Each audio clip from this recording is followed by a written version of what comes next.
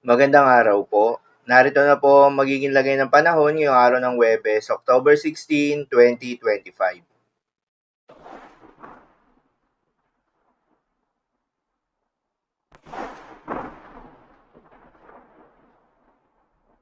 Sa kasalukuyan na tayo sa pag-asa, patuloy na umiiral itong easterlies o yung mainit na hangin galing sa may silangan at patuloy na nakakaapekto sa may central at southern Luzon, gayon din sa may Visayas.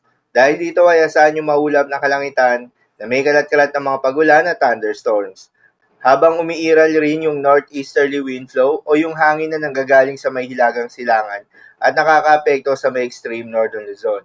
Dahil dito ay asahan naman yung bahagyang maulap hanggang sa maulap na kalangitan na may kalat-kalat na mga mahihinang pagulan.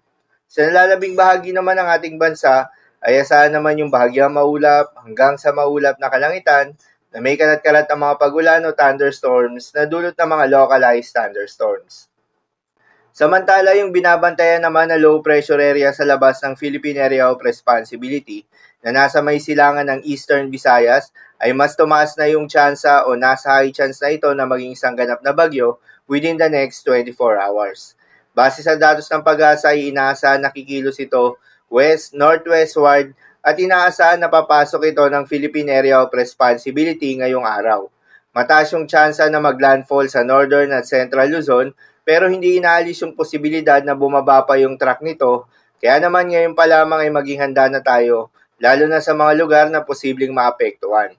Paalala pa rin po palagi na posible pa rin po ang mga pagbabago, kaya naman patuloy lamang na magantabay sa mga update nating ilalabas, lalo na ng pag-asa. Para naman sa magiging lagay ng panahon ngayong araw ng Huwebes, dahil nga sa epekto nitong easterlies, asahan sa Metro Manila, Visayas, Calabarzon, Mimaropa, Bicol Region, Aurora, Bulacan at Isabela, ang maulap na kalangitan na may kalat-kalat ng mga pagulan at thunderstorms.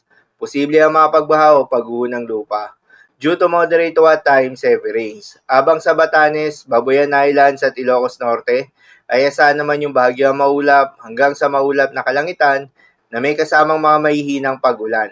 Dulot naman yan ng northeasterly wind flow. Habang sa nalalabing bahagi naman ng Luzon ay asahan yung bahagyang maulap hanggang sa maulap na kalangitan na may kalat-kalat ng mga pagulan o thunderstorms. Dulot naman yan ng easterlies. Posible rin na mapagbaha o pagguho ng lupa during severe thunderstorms. At sa Mindanao area naman ay asahan yung bahagyang maulap hanggang sa maulap na kalangitan na may kalat-kalat ng mga pagulan o thunderstorms na dulot ng mga localized thunderstorms. Posible rin na mapagbaha o pagguho ng lupa during severe thunderstorms. Madalas, nabobo ang mga thunderstorms na ito tuwing hapon o gabi na nagtatagal ng 1 hanggang 2 oras. Kaya naman ingat sa mga posibleng banta ng pagbaha at pagguho ng lupa, lalong-lalo na sa mga lugar na inuulan na noong mga nakaraang araw pa.